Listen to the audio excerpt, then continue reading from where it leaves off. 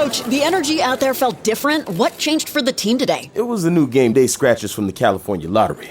Players, everything. Those games sent the team's energy through the roof. Are you saying it was the off-field play that made the difference on the field? Hey, a little play makes your day, and today, it made the game. That's all for now. Coach, one more question. Play the new Los Angeles Chargers, San Francisco 49ers, and Los Angeles Rams Scratchers from the California Lottery. A little play can make your day. Please play responsibly. Must be 18 years or older to purchase, play, or claim. Everything from clothing to household items are getting more expensive each day. American Giant is about keeping things simple and close to home. They aren't affected by tariffs because their products never leave the U.S. Support American-made tariff-free clothing with American Giant with American Giant. Get 20% off your first order when you use promo code STAPLE20 at american-giant.com. That's 20% off when you use code STAPLE20 at american-giant.com. Hi, I'm Sherry Harris, owner of LifeSource Water. As a new grandmother and lifelong Californian, I care about what's in the water my family uses every day. For over 40 years, our whole house water system has protected Bay Area families with filtered water from every tap. Now we are offering a double dip in savings, free basic installation plus an extra $250 off. That's up to $1,200 in savings. Call our factory at 1-800-WATER-99 or visit lifesourcewater.com. Hurry, offer ends September 30. Warranty limitations apply. All right, we are live. It is MinerTalk presented by Jack in the Box. I'm Adrian Broadus. He's Andy Nostra. We are here. We are live. We've got Chris from Inspo Lens as well in the house. We've got Adrian in the house as well. Sal Montes finishing up the post-game show. 600 ESPN El Paso, Twitter and X. Big shout out to Jack in the Box. They provide all of MinerTalk. They are the presenting sponsors of MinerTalk. Set with multiple locations in El Paso. They are open 24 hours a day, 365. And here in the 915. There you go, Andy. You got it. That's right. You're fading that down. That's exactly right. Andy Nostra, he is working with us for the first time ever here on MinerTalk. We are live here in the River Oaks Property Schoolyard Sports Studios. The postgame show is wrapping up right now. We are joined by so many different people. Our telephone number, 915-505-6009. I got a lot of thoughts today after this big UTEP victory. A lot to get into after this one right here. And, of course, we've got Inspo Lens in the house, so you can watch us live. YouTube has got it. We're also live on X. You could check us out wherever. You could chime in as well, 600 ESPN El Paso on our free mobile app. And then make sure to check in as well, 600ESPNElPaso.com for all the coverage here over the weekend. Zay's got the Miner Roundup. Huge stuff right there. And, yeah, we've got so much to talk about here today. Just want to give a big shout out to everybody who joined us out at the District Pub and Kitchen West, 3233 North Mesa. If you're looking for a spot to stop by after the game, definitely stop by there. That's 3233 North Mesa. And really appreciate everybody ahead of the game stopping by the tailgate as well. UTEP defeats UT Martin 42-17. Let's dive into it because a lot of people who listen to us, they definitely chime in and listen on the podcast. So I don't want to delay too much. I definitely want to jump into this right now, and I want to break everything down of what we saw from the Miners and then hear from some of the listeners as well. Our telephone number again, 915-505-6009. Final score, 42-17. After this one was briefly tied 7-7, the Miners just let loose. It was Malachi Nelson who finished the day, 278 yards of passing, 4 passing touchdowns. You typically don't see that a lot by, a UTEP quarterback having 4 total touchdowns through the air. That's impressive stuff right there. Then Hashawn Wilson, 8 carries, 117 rushing yards. The touchdown that he had, how exceptional was that? I mean, it was the longest play from scrimmage for UTEP football in history. The longest play from scrimmage. for this UTEP football team. Very impressive right there. I mean, he broke away the 94-yard rushing touchdown. Really impressive stuff right there. Just when I got a chance to watch that one right there, I was like, wow. I got a chance to see that one live. He got, he broke away in a big way for that one, and then made program history by actually breaking away for that 94-yard rushing touchdown. Aaron Jones previously had the longest rushing play from scrimmage for UTEP, and Aaron Jones, his play was, I think it was 91 yards against Texas Tech. That was pretty impressive right there. And Andy, you did it just correctly. You did it correctly. Good stuff, my man. Also, the longest passing play in UTEP football history. People will love this one. Billy Stevens. You have to go all the way back to Billy Stevens in the 60s. A 91-yard passing play that the Miners had back then. It was the turning point, quote-unquote, game where Billy Stevens hit Bob Wallace for a 92-yard touchdown. It was a famous Tom Lee painting, as UTEP Zay pointed out here as well during the game. Longest play from scrimmage in UTEP history for Hashawn Wilson. So there you go. You could shout out Hashawn Wilson after this one. You could also shout out Ashton Emery. 3 total touchdowns. He had 2 receiving touchdowns, 1 on the ground. Played great football today. Was their primary running back. Remember, no Cam Thomas. He was not in uniform. He was in uniform, but not in pads today. He was in street clothes on the sideline. No clue what happened to Cam Thomas. Didn't hear about an injury at all during the week, but today didn't play. And we heard from Brett Bloomquist on social media, reporter for El Paso Times. He said that Cam Thomas practiced Tuesday and Wednesday, so a little surprising that we didn't see him today and in street clothes here. Not sure what happened to him, but we'll hopefully find out here soon enough. Ashton Emery, like I mentioned, the 1 rushing touchdown, the 2 receiving touchdowns in this matchup, really impressive stuff. And then welcome to UTEP football, Torrick Goins Jr. 3 catches for the redshirt freshman, 105 receiving yards. He also totaled that really nice touchdown. I think it was a 49-yard touchdown reception that he had from the likes of Malachi Nelson. When we're talking about leading receivers, you got to start with Kenny Odom, the guy who's done it for them week in and week out. 5 catches, 124 receiving yards, a touchdown in this one as well. Kenny Odom, just another great game for the all-conference receiver. Then on the defensive side, you had a leading tackler in Micah Davies stand out, 14 total tackles. He also had a quarterback hurry.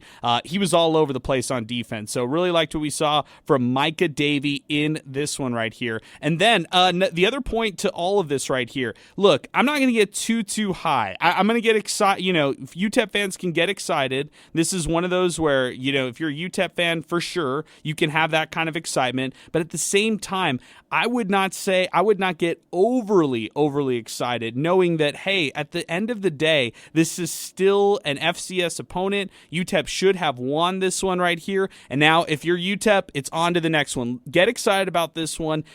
You should be excited if you are UTEP and winning the game at home like this one right here. And it was a great fan base, over 30,000 or 31,000, I should say. And the Miners win today, 42-17, dominant fashion, just like you should do if you're UTEP. That's what kind of the early takeaways I have from this matchup right here. We are live, MinerTalk here, presented by Jack in the Box. And hey, Jack in the Box is open 365 days of the year, 24/7, and Jack in the Box, because cravings don't have a curfew. That is our spot here as we continue here on MinerTalk. Also want to give a big shout out to the Gray out at the district. People love the posters. We had people stop by and grab the big posters that we had as well. So if you stop by one of our district locations or district watch parties, I should say, we are giving these Boomy Dental t-shirts away. So really appreciative. We're super appreciative to Boomy Dental. I think this has been one of our best giveaway items that we've had in a long time.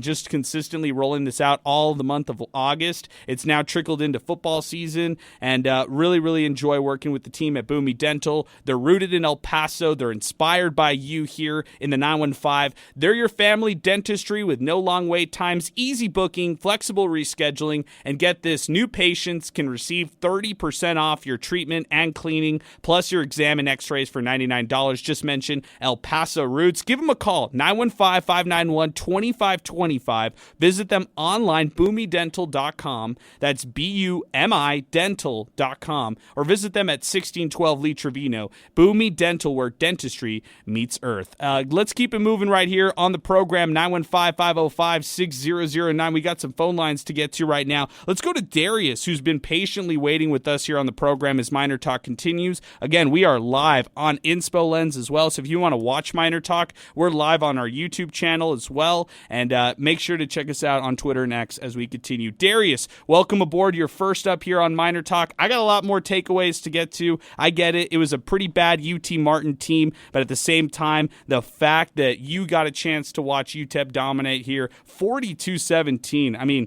a tremendous effort by the Miners here today. And if you're UTEP, scoring 42 points after you put only 16 points against Utah State, I think that's a step in the right direction. Darius, welcome to Miner Talk, man. How's it going? Hey, man. How you doing? Doing great, man. Give us your thoughts on this one.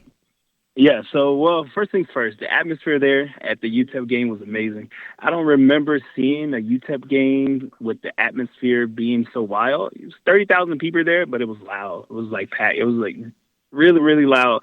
The defense snapped on all cylinders. I think they were 2 for 11 last time I checked the scoreboard. UT Martin. We had some good goal line stops. The defense was everywhere. The sideline was hype. UT Martin sideline was already bummed out when it was 14-7. There, it was just gone. Like you said, it's an FCS opponent. We get that, right? We got Texas next. If we can cover at least the spread, I think it was last time I checked, we were 20-point dogs. I think we can cover it. I feel like it. I think Scotty Walden brought some great, atmosphere here to El Paso. I really really do hope, because it's good for the city to see them win. Why not, right? Special teams was great. Offense was great. Malachi Nelson was great. Coverage on the punt returns was amazing. We snapped on all cylinders. Let's see what we do for the next couple of games. It picks up, man. Yeah, good stuff, Darius. I appreciate it, man. And I'll speak to this on the fan perspective, because I did think that today was really fan-friendly for a lot of UTEP fans. I'll say this, too. I mean, think about this. 31,000 plus in the Sun Bowl itself today.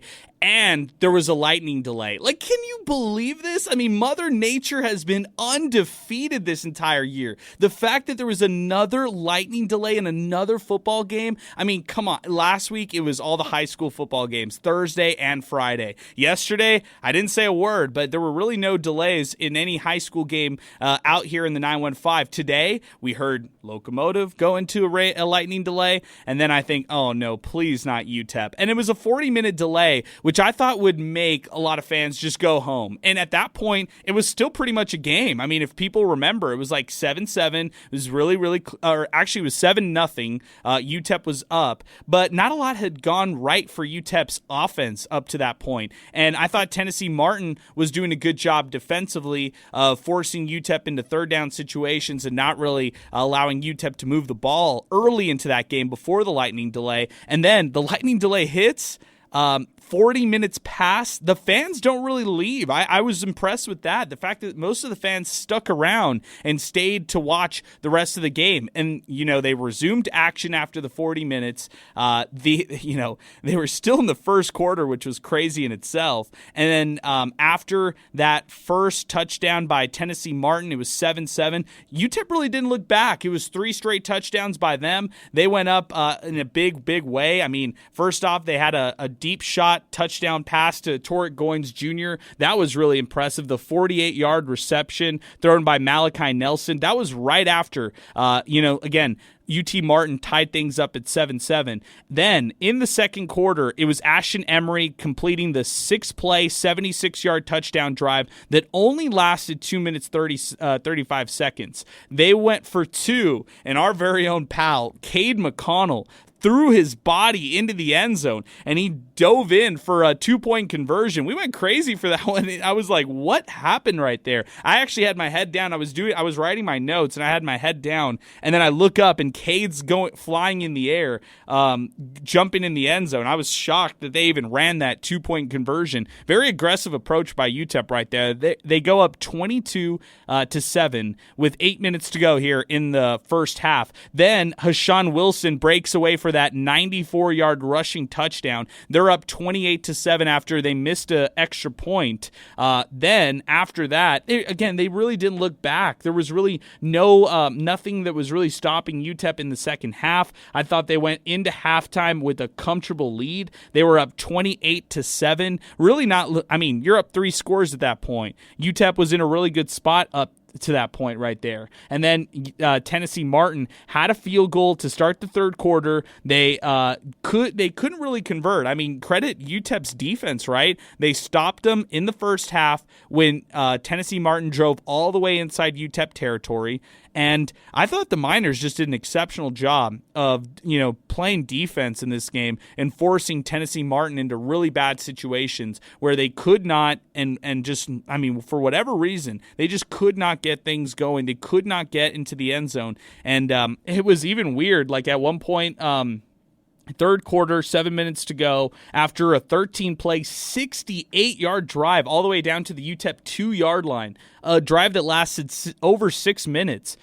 The Skyhawks just elect to go for a field goal. They're down 28-10. You're at the 2-yard line, and you kick a field goal. Like, that's the difference right there between UTEP and a Tennessee Martin right here. I get it. It's a great win for UTEP, and I'm only going to speak positively, here today. There were maybe some, if you're going to be really, really picky, there were maybe some things in the first half that would make you question, some of the moments here for this matchup. But aside from that, this was a pretty crisp game for UTEP football. Having this opportunity to do this, where they're putting up over 40 points, where they had 2 different receivers total for more than 100 receiving yards. They had a running back who went over 100. That's some good offense right there that had success. And again, in front of a pretty spirited UTEP fan base. Over 31,000 fans in attendance tonight for UTEP's home opener. Our telephone number here to continue our show, 915-505-6009. That's our telephone number if you want to weigh in here on MinerTalk.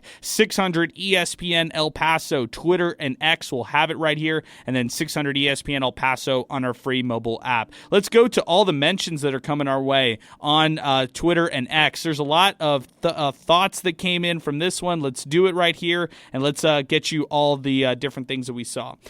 This is from Sad UTEP Fan. UTEP wide receivers are such trash. I thought Nelson was the problem, but hot damn. Hit guys right in the chest, and they dropped it. If anything fails us, it's going to be them. Well, I'm going to say this, and this leads to the next one, which Clearwater said, did I miss something about Cam Thomas? I haven't seen him.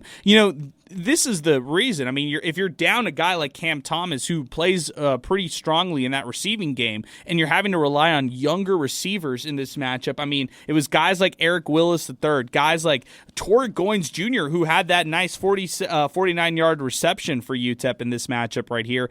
They also threw guys like Jet Thompson in the mix. They threw other players out there in the mix who had that opportunity to play here for the Miners in this matchup. So, yeah, I don't necessarily want to give UTEP's receivers like an F or like, a D- or anything like that. You had 2 guys go for over 100 yards in receptions. You don't get too upset. You don't get too low for any of that kind of stuff, and you just take the positives right there. I think for Malachi Nelson having the opportunity to play the way he did against Tennessee Martin, I think that's the positive takeaway that you have in this matchup. Our telephone number, again, 915-505-6009 as we continue. RJ checks in on Twitter and X. The 5-star has been let loose.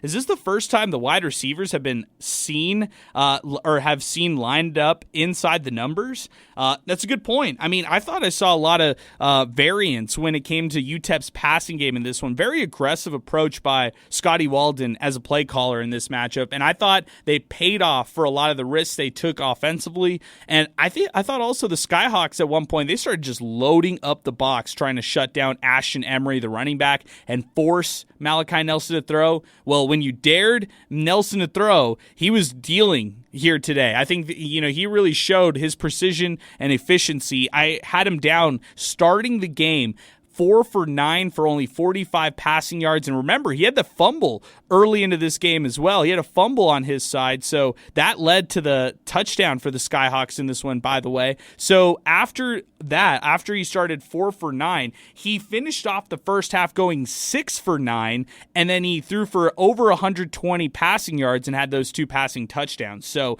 there you go. There's Malachi Nelson unleashed after this game was tied briefly 7-7. It seemed like he really didn't look back. It seemed like maybe getting hit in the mouth after taking the jab in the face, Malachi Nelson was ready to go for the second quarter and then all the way throughout the second half. This is coming in from Herman Flores. Took care of business. The defense looked great again. Hopefully a decent performance in Austin. There you go, Herman. Appreciate it, man. This one's coming in from Little Badger. This is the type of win UTEP needed. Yes, they were supposed to win, but seeing them not only win, but do it this time was awesome. Hopefully this builds up some confidence after the UT game. I think you meant before the UT game, but I hear your point, my man. Thank you, Lil Badger, for chiming in on the program. I'll say this, as far as Texas next week, we will be out there, 600 ESPN El Paso. We're really excited about that. We'll be out there in Austin live for MinerTalk, live for the game, and we've got so many thoughts to bring up here on the program. Our pal Braulio weighs in on the program, at Braulio Thoughts on Twitter and X, was at the game. Overall, a great showing, focused on consistency matter, and great defense, good offensive flashes, picks up. That's coming in from Braulio. Good stuff, Braulio. Appreciate you weighing in here on the program.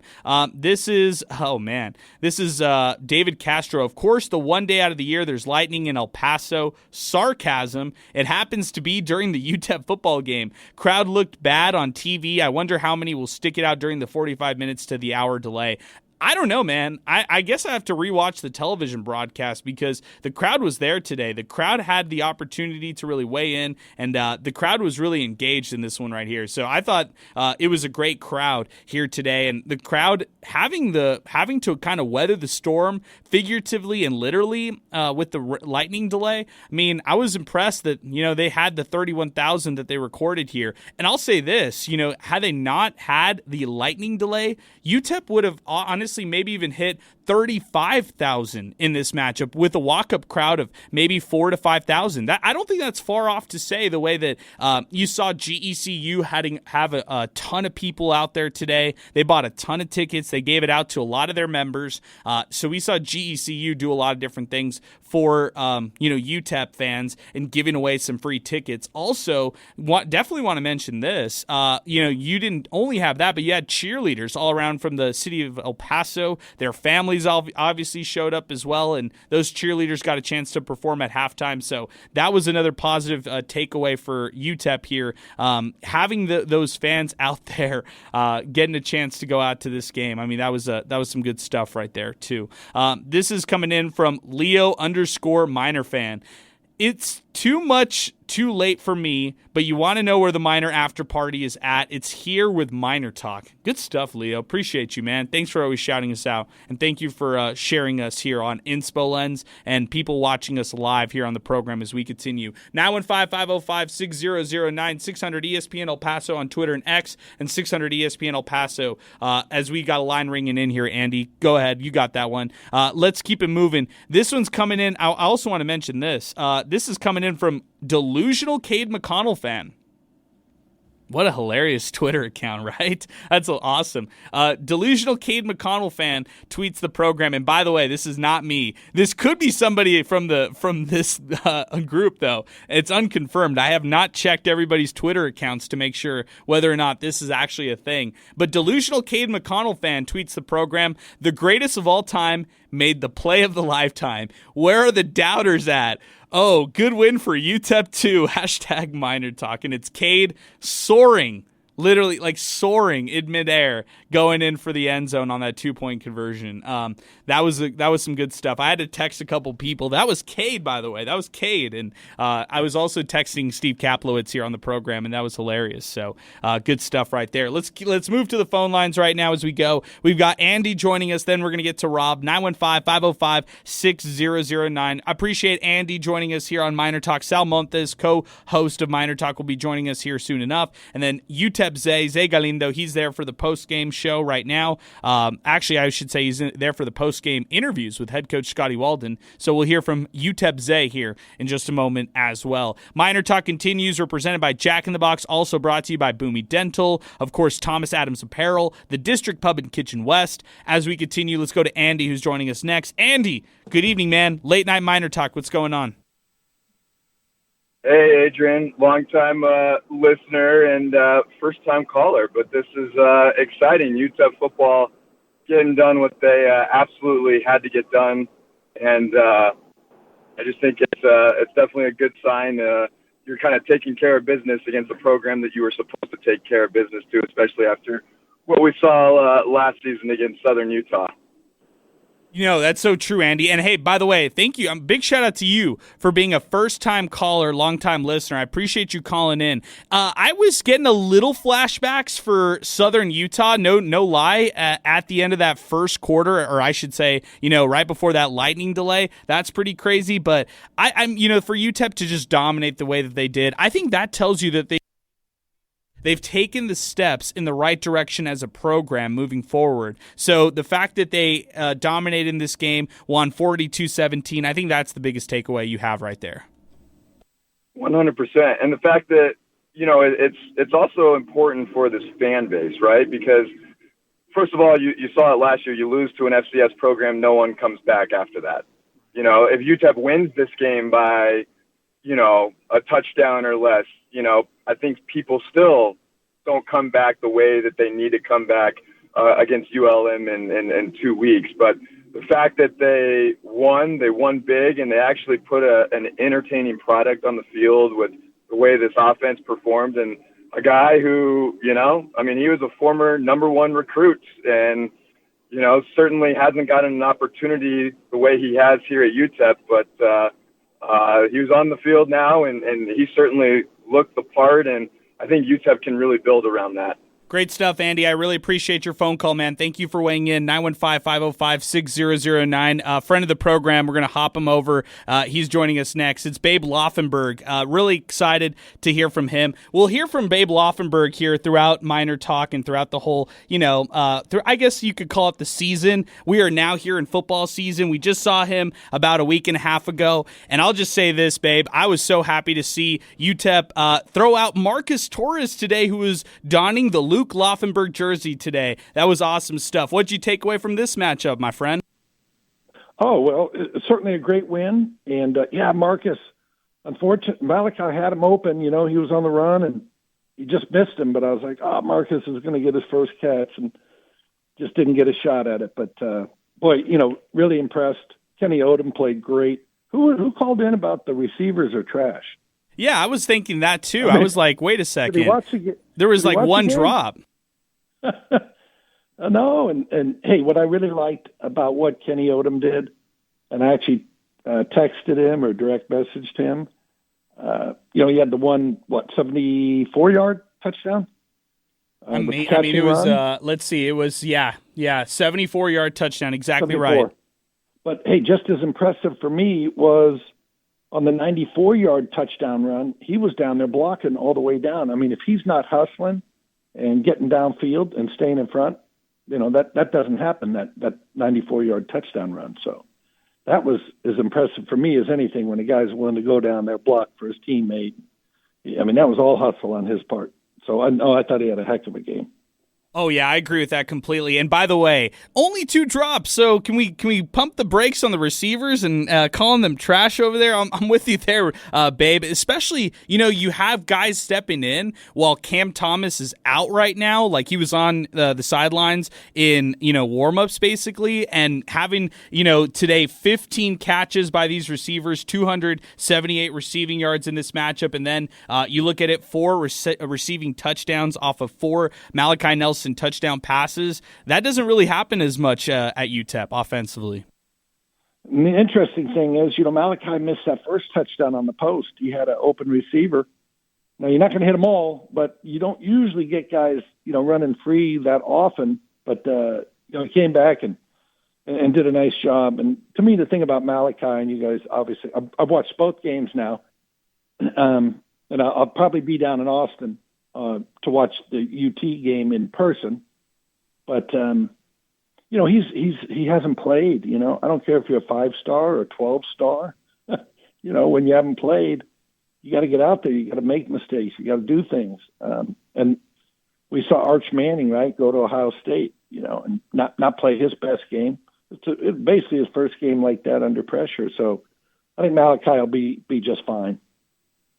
I think that everybody's so quick to rush everything, right? Like, can we also say for all of this right here, let's make it to where you can wait to evaluate some of these guys. I just can't believe that everybody's rushing to judge everybody so quickly, babe. I feel like when it comes to just game one, I don't care if it's NFL, high school football, college football, you kind of throw week one out the window, especially for college when you don't really get a preseason, kind of like the pros do. So for a squad like UTEP after Utah State to put 42 points, I don't care who they're playing. Offensively, they rose up to the occasion today at the Sun Bowl for their home opener, and then throw away Austin next week, having a chance to beat Louisiana Monroe in 2 weeks, and having a chance to beat Louisiana Tech in their Conference USA opener on Saturday, September 27th. I think those have to be the goals moving forward.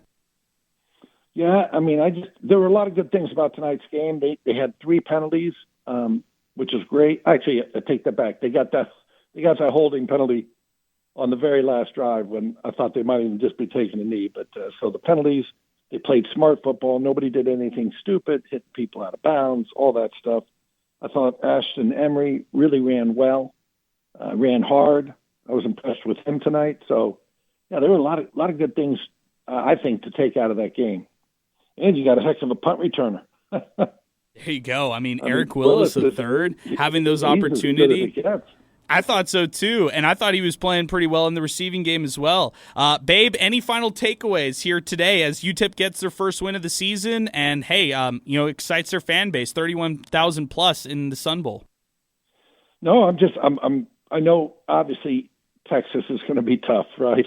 We know that, but I think you could be encouraged about what they did today. Especially, you don't have Cam Thomas, and you can get him back. I'm assuming. I don't know the extent of his injury. But, I thought they played good football, really defensively, a couple of great, short yardage goal line stands by the defense. So, it was good. Babe, I appreciate it as always, man. It's great to hear from you. Okay, and get your haircut, Adrian. I mean, geez, I barely recognized you. What was going on there? Oh man, I'm trying to grow the flow out. I would say this, babe. I've got an 80% approval rating on it. Right now it looks a little bushy. Oh, that's funny. Well, hey, maybe you can get a sponsorship from some, hair company, right? There we go, babe. Okay. I love it. Have a great night. I appreciate it as always, babe. That's Babe Laufenberg joining us here on the phone lines as we continue. Our great friend here joining us here on MinerTalk. Also want to give a big shout out to Andy Morgan. That's who the first caller was today. I was like, he sounds really familiar. And then Andy Morgan just hit me in the DMs just saying, hey, that was me, by the way. I told Andy, who's answering the phone, that it was me, Andy Morgan. So appreciate Andy Morgan calling us here on the show today. Thought him and Ed Stansberry did a wonderful job. Also saw Jason Flores Flores out there too. So thought they did a wonderful job today. I was watching a lot of those replays on the ESPN Plus broadcast because from our vantage point, we can kind of see certain things, but we don't see everything. And I thought he had an incredible call, especially on that 94-yard rushing touchdown for Hashawn Wilson. So big shout out to Andy. Big fan of him. And yeah, let's do it. Big shout out to Alyssa, Teddy, and Ollie who are listening in and just texted in, don't cut your hair. Sorry, babe. I don't think I'm cutting the hair anytime soon, although it is getting a little crazy right now. And people who are watching on Inspo Lens could definitely attest to that. Let's go to the phones. Let's keep it moving. 915-505-6009. 600 ESPN El Paso, Twitter and X, and 600 ESPNElPaso.com. Also on our YouTube channel as well on Inspo Lens. That's where you can watch us live. We got a lot of tweets to get to as well, but before we do that, let's go to Rob, who's joining us next. Rob, good evening, man. What's happening? What's happening, man? Thanks. I just want to say shout out to you. Thanks for the hat, the orange swarm. I was rocking that tonight. I'm rocking it right now, Rob. I got to jump in on this. This is Thomas Adams Apparel. They hooked me up with this. They stopped by the district today. They were hooking up some of our listeners who stopped by as well. Thomas Adams Apparel. Follow them on social media at Thomas Adams Apparel. You could check out this awesome line, the Orange Swarm line. You could also check out their website, thomasadamsapparel.com, and you could buy these as well. So you could either meet us at the district, purchase one there. They've got the Blue Blaze, they've got the Orange Swarm, they've got the We Fence hats, and they're one of our new sponsors here on MinerTalk. But I appreciate you shouting them out, Rob, and I appreciate the love for these Orange Swarm hats. Oh, yeah, for sure. And just to hit on the rain delay, I just feel like I've been cursed. Last week I was going to watch my first high school football game in 10 years, rain delay, and I left. I was looking forward to Thursday night football, rain delay, and then I'm walking into the stadium today, and I see a couple thousand people leaving and a rain delay again. So, yeah, I did see a lot of people leaving, and shame on them because it didn't really last very long. When I got to my seat, I was just pleasantly surprised with the crowd that was there. I thought the energy was great in the stadium, and the players fed off that. But I just think it was a big win. I don't think we're in a position to just be complaining about style points, all that, and what we could have done better. I mean, bottom line, I think the turning point in a program is the first thing you got to do is you got to take care of the teams you're supposed to take care of, and we haven't done that in the last 2 or 3 years. And I think that's a big step for Scotty Walden turning it around. What I was pleasantly surprised with, too, was the play calling. I thought it was atrocious last week. This week, the play calling this week was very explosive. I thought he threw a lot on first downs. It kept the defense off guard, hitting the D ball. And I think once you get the team thinking about the D ball, all the underneath stuff that Walden likes to do works. And it just made everything work. And I can't remember the last time a UTEP team was this explosive offensively. I could think of explosive players, Jacob Cowing, Aaron Jones, but when was the offense as a whole this explosive where you had long runs, long passes, long returns? Like, it was just a very explosive performance. And I think that's what Walden meant by fast, furious, aggressive, because he coached like that tonight. And I could definitely see it. And then the last thing I'm just going to add is the energy on defense was amazing. So I think there was a turning point where maybe if UT Martin had punched those, those goal line plays in, it would have changed the complexion of the game. And I think every time they had a chance to kind of creep back in it, the defense would get a big stop. And it was just a performance I haven't seen like that in a long time. And I'm just very happy. And I hope that they can continue that in conference play. Yeah, I appreciate it, Rob. Thank you for calling in, and thanks for weighing in with your thoughts. There's a lot to take away from that one right there. I mean, first off, the defense today. I had to. My jaw was dropped from Udoka Ezeani. Like, that pass rusher, number 0 for UTEP, was all over the place defensively. I thought that he played magnificent, and he did so last week. He was really rushing the passer in a strong way. He was really helping out in a big way defensively. I thought Udoka Ezeani was as impressive impressive as it gets. I mean, that pass rusher, the transfer from Boise State, just a really impressive guy overall. I think for what he was able to do, he's from Richmond, Texas. He made a second career overall start, but Ezeani was all over the field. He had a sack in this one, 1.5 tackle for loss, 6 total tackles. Very impressive player to me. So when you're highlighting the defense, I really got to shout out Udoka Ezeani for what he was able to do. Micah Davey with the 14 tackles, that was impressive. The secondary, could it be better? I mean, they've got a true shutdown corner, Neil Campbell. I think they're going to struggle at that second corner position, the Marcel Blocker or Justin Content position. It was Justin Content getting the start today. So just so everybody kind of keeps that one in mind. But, yeah, it's going to be Solo Barnes. It's going to be Xavier Smith. And then, yeah. So you got a chance to watch these two guys really shine here as we continue. Also, Lance Russell, by the way. No one even throws Lance Russell's way. I got to give him a shout-out. And then Garrett Hawkins, the linebacker, number 43. It was so funny. On a 3rd and short play, Garrett Hawkins went in on offense, the linebacker, number 43. Yes, he went in on offense. That was pretty impressive to see. And he took the carry. He rushed for 2 yards, got the first down. And I think it just shows you his athleticism and what he's able to do. So Micah Davey with the big one right there. So definitely good stuff right there. Let's keep it moving. 915-505-6009. This one from Sal Montes, by the way. Special team woes, the Weefence woes. I like this one right here. He says blocked point after attempt, 10 men on the field before a punt and then a timeout, 10 men before a field goal and then another timeout and then a field goal blocked. And the field goal block happened late in the game. So Weefence, while it took a step forward last week, maybe a bit of a step back this past week, although not much negatives you could say on UTEP here for this one right here. I think that was a good one that Sal Montes was saying here on the program is my co-host is getting ready to join us here right after the post-game show on 95.5 KLAQ with Voice of the Miners, John Teicher. So excited about that, excited that he's going to be joining us here in just a little bit as we continue. Let's continue right here. Oh, Sal said that he could pop in right now for 4 minutes. I love it. The 4-minute Miner Talk from Sal Montes as we continue. What's up, Sal? What's going on, guys? Man, exciting times. A lot of highlight plays, man, and good defense again. So I'm looking at it right now. This is what Rob said earlier. He's like, there was a lot of explosive plays. There were 4 big plays in the passing game, gains of 15 yards or more, and then 4 rushing plays, gains of 10 yards or more. And, of course, it's all highlighted by the 94-yard rushing touchdown by Hashawn Wilson, who, welcome back to UTEP, Hashawn Wilson. Yeah, that was his first carry as a Miner. And it goes yard for, 94 to the house. It was, it's a FCS opponent, but that was probably the turning point in the game. But it makes you think like, hey, you're down the depth chart for XYZ reasons.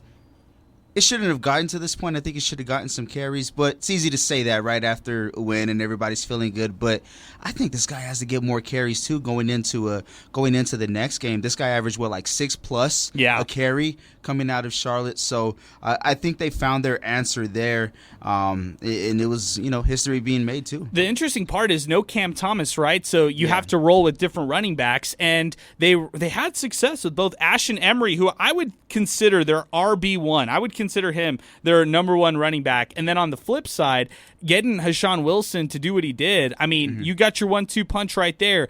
Without Cam Thomas, I don't know when Cam Thomas gets back. Maybe it's next week. Maybe it's, not. I don't know. I don't know when he's going to come back. But regardless, you have a nice 1-2 punch in those two guys. I still believe the way Ashton Emery runs, he's still kind of your 3rd or 4th down back, even short yardage situation back.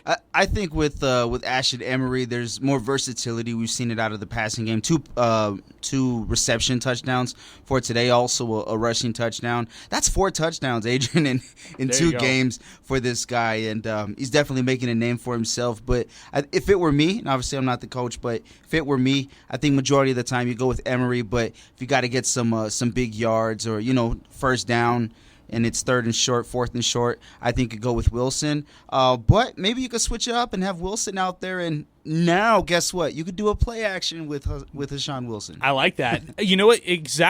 Sal, you're saying is exactly what happened. The passing game or the run game actually opened up the passing opportunities for UTEP, and it was Malachi Nelson and other receivers, even like younger guys like Torrey Goins Jr., who were able to move the ball through that offensive passing game because the run was really established, and you can open up more in the passing game opportunities. So your final thoughts here is before you jump back to the post-game show over at 95.5 KLAQ and then rejoin us here shortly. Just some solid play. There were some sloppy times throughout the game. You got to see, I don't want to say some laziness, but some complacency. Like, hey, this deep ball's working. Let me just throw a crossbody pass. There should have been like maybe 2 picks for Tennessee Martin. So fortunately, there was no turnovers there. But for the most part, man, they did what they needed to do. But special teams, man, another failure when it comes to blocking and just lack of awareness too. I mean, you have all these guys coaching on the sidelines. There's so many moving factors, but is it causing more confusion to have guys in the right spots, right? Whether somebody's injured or not, and that kind of affects the game plan, that's what you have all those people on the sideline for. And also, too, there's so many players, somebody has to be willing to be alert the entire game, no matter what. Hey, you're third string, be ready when you see somebody go out there. So complete failure on that part. 2 times they called timeouts because of 10 men on the field for special teams. Wow, there you go. Sal Montes joining us here. He'll be right back as we continue here on Miner Talk, 915-505-6009. While Sal finishes the postgame show, we will get a chance to go out to more phone calls. Brian's joining us next. Then we got Eddie, 915-505-6009. If you want to weigh in, now is the time to do it, 915-505-6009. And this is not Andy. This is Brian. Brian, what's going on, my man? Hey, AB, what's up? Oh, not much, Brian. Just burning the midnight oil, almost figuratively and literally, my man. What's going on with you? Hey, what's up, man? Yeah, it was a really good game, if you ask me. I lost my voice because how much the student section was yelling. Man, it was crazy there. The vibes were really good. I'm glad to hear. Tell me more about the student section. What'd you notice? I actually saw a good chunk of the students stick around. It was quite awesome for the most part. There was a lot of heckling between us and a lot of the UT Martin players and all that. It kind of got out of hand at times, but overall, it was really fun and energetic. And at some point, it was raining alcohol from how crazy people were getting. It's hilarious, my man. Good stuff, Brian. Any final thoughts here tonight as UTEP wins 42-17 over UT Martin? I don't really have much to say. We saw the product on the field, and it looked really, really good. I think Nelson is the answer we need at quarterback, along with the 2 demons we have at running back. There you go. So it'll be awesome to see how it goes in Austin next week. I appreciate it, Brian. Thank you for weighing in. 915-505-6009. Our telephone number, 600 ESPN El Paso, Twitter and X. We got a bunch of tweets to get to. More calls coming in. Eddie's joining us next. Eddie, good evening, my man. What's going on? Oh, Adrian, it's always a lot funner doing it this late when there's a victory. There you go. There you go. That's DeMayor. DeMayor is joining us right now. DeMayor from Las Cruces, Eddie Morelos. And, even for me, I'm going to count my chickens before the eggs, hatch or whatever the saying is. And, the Aggies won tonight, too. So I'm going to just say that this is the start of something super cool this year. And at the end of the year, we'll have a full Sun Bowl stadium for the Aggies versus Miners, as both teams will continue to win some games and execute, because that's what happened tonight. The Miners were executing, and there was a couple of callers that said that Scotty Walden's play calling looked a lot better, but I think that it looked a lot better because there was execution. And then the play calling again came to fruition, I guess you could say, at the end of the game. I guess the time management got away, and they should have just run the ball a couple of times there to close out the game and just finish it. But Walden wanted, I guess, put some more yards up or something, but I thought that was interesting. Why not just finish the game off? You're up 42-17, just close it out. After such a bad bad first week of Conference USA football, right? I mean, let's just call it what it is. It was awful.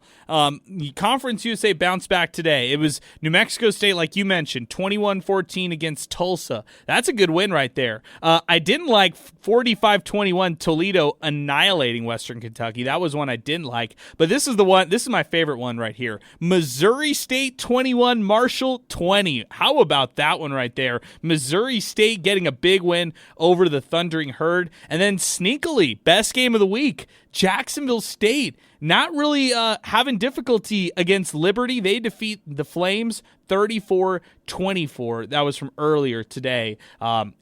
In Conference USA football. Eddie, I really like what you had to say about UTEP and New Mexico State possibly playing a better game down the line and maybe that game actually meaning something. The only difference is, though, Eddie, these guys both teams have to win in order for that one to actually mean something. If we're talking late November about that one, maybe having even like bowl implications down the line, then yeah, it could be, a potential packed Sun Bowl between the Aggies and the Miners come late November. And I'll end with this. I'm going to be the opposite of what I normally am, and I'm going to be super positive and think that that's going to happen at the end of the year for us, Adrian. All Have right. a great show, man. There he is, DeMayor, Eddie Morelos, who's joining us here on the program as we continue now in 505-505-6009. I'm just, again, I want to say this as far as UTEP's fans tonight, sticking it out through the rain delay, or the lightning delay, I should say, and hanging out in the Sun Bowl the way that they did. Thought that was some impressive stuff. I thought that was really solid by that UTEP fan base right there. Let's go to Tony, who's joining us next. Our telephone number, 915-505-6009. And then after this, I would like to bring Chris from Inspo Lens on the program for a little bit as we continue. Let's go to Tony, who's joining us next. Tony, good evening, man. What's going on? Hey, man, I just want to chime in. I think we don't need to get too excited about Malachi. I mean, if you look at the receiving, Odom, having all those yards after catch, he's just padding his stats. Let's not get excited about Malachi Nelson and the numbers. Let's look at the receivers, what they're doing. Odom had a great game last game against Utah, and he had a great game this game. That's all I got to say about that.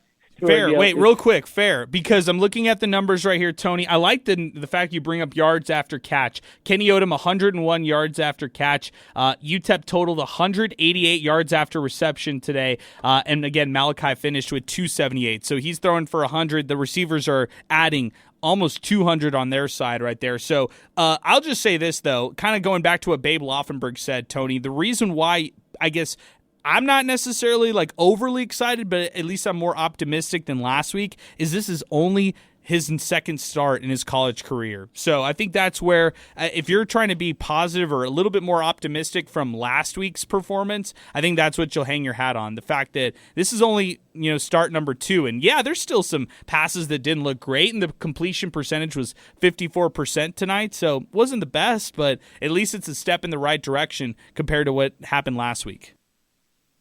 Listen, I was very critical of Locklear last year, so I'm being the same critically with Nelson. That's why, and we all should be. Fair. Yeah, he really hasn't shown anything. He's off target. It's 2 games already. He really hasn't shown a lot. I mean, I hear what you're saying. Give me some more takes. What did you think of the rest of this matchup? The game was great. I like the energy from Walden. I like the way they came out after the delay. Aside from that, listen, it's time for us to get to a bowl game. It looks like this is the season. I don't want to get too excited for next game. Obviously, it's a tough game, but I'm looking for a good game, a good first half. That's what I'm looking for. Good stuff, Tony. I appreciate you. Thank you for weighing in. 915-505-6009. G-Man chimes in on our free mobile app. Shout out to G-Man, who said, the last time the Miners had an explosive football team was when Mike Price was the head coach.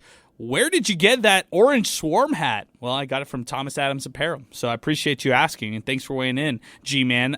Thank you for all of that right there. UTEP Zay throwing out the graphic as well. He's chiming in saying final. UTEP uses the strong second quarter to roll past UT Martin, picking up their first victory. The Miners had 472 yards of total offense, and Malachi Nelson was 14 for 26 for 278 yards and 4 touchdowns tonight. Hashtag MinerTalk. Appreciate you, Zay. As always, appreciate the work that you're doing with us here on the program. Tristan Pence weighing in on the program.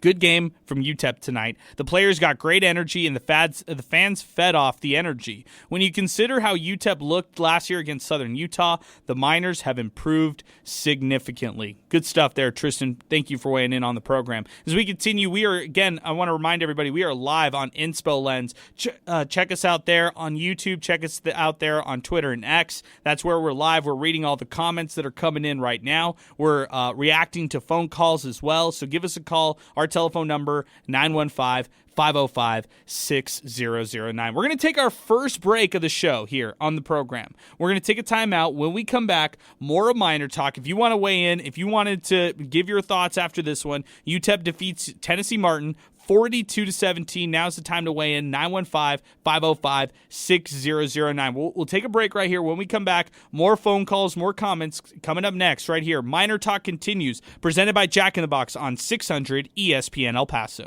Football season is here. Join Sun Bowl Executive Director Bernie Olivas every Tuesday at 5 for the Tony the Tiger Sun Bowl Watch. Bernie and the Sports Talk crew will pick select games each week for the Chick-fil-A Selectum Contest. Update the college football standings and then play trivia for your chance to win tickets to the Tony the Tiger Sun Bowl game. Wednesday, December 31st at noon. The Tony the Tiger Sun Bowl Watch. Tuesdays at 5 on Sports Talk.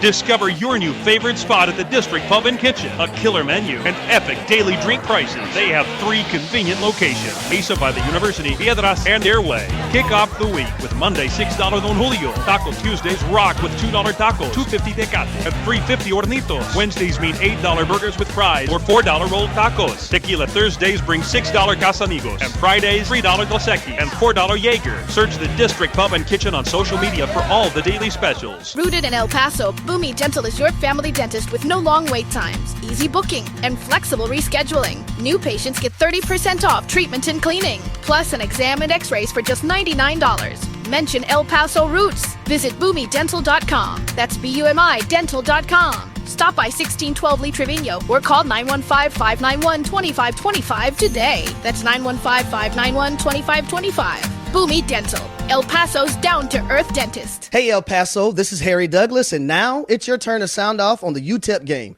Miner Talk with Adrian and Sal is coming up next on 600 ESPN El Paso.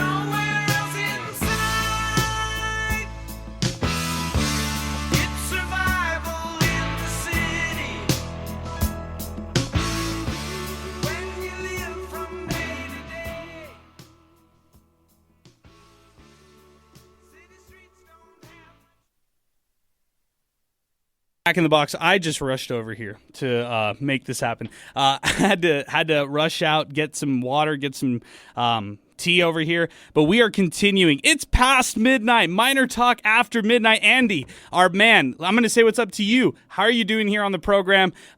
Tell everybody what's up. You're joining us here after midnight. You're officially one of us, man.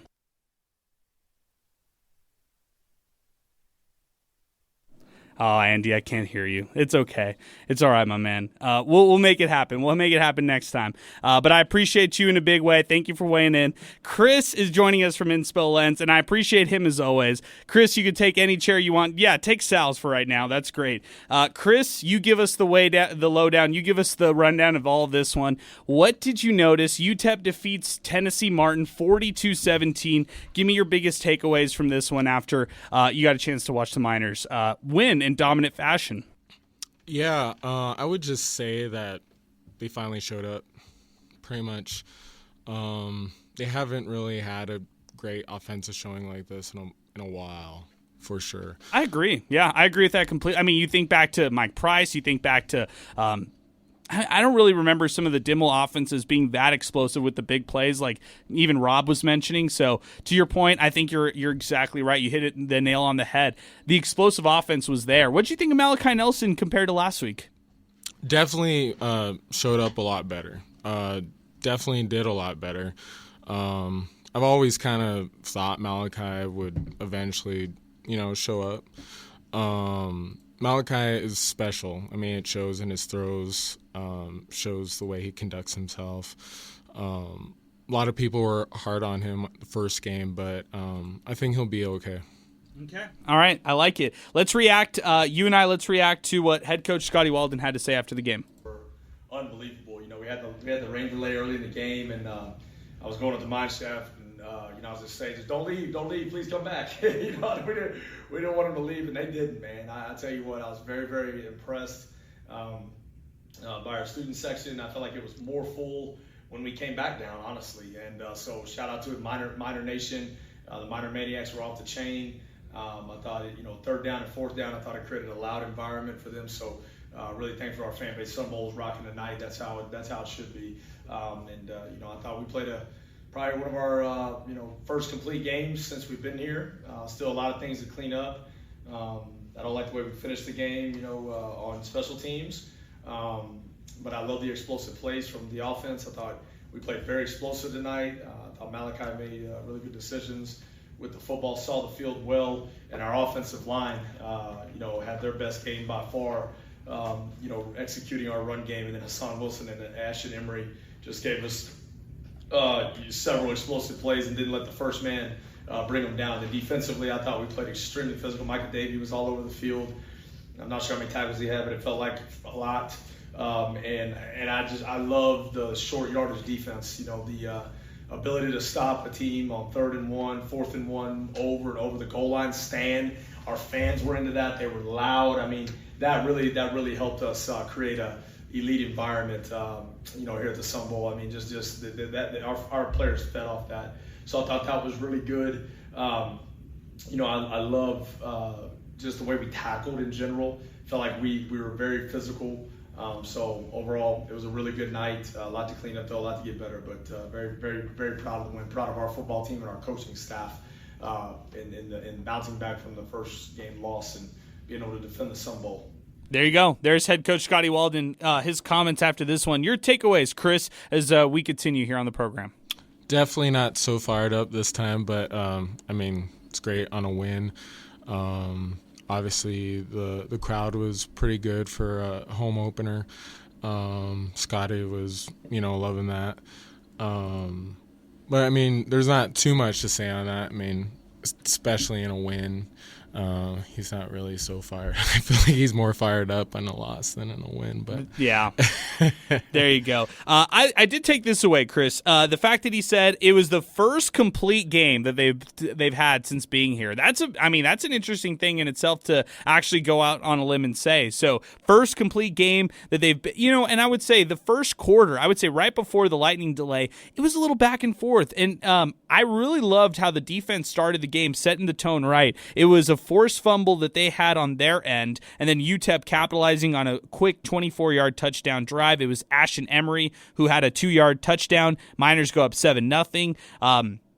UT Martin had a punt after that. They faked like they were going to go for it on their next drive. They punted it, then UTEP punted it, and then it was the rain delay. So the rain delay, right before that point, I would say it was just too early to say that, they were necessarily playing electric. I just love the way that the defense started, and then the offense just did enough to make it happen.